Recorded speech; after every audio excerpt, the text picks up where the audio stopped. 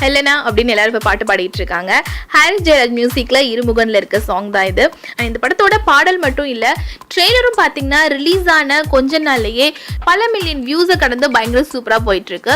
So படத்தை வந்து September 2 release பண்ணுவாங்க, அதாவது விநாயகர் சதுர்த்தி லீவா ரிலீஸ் ஆகும் அப்படின்னு ஒரு பேச்சு அடிபட்டு இருந்தது.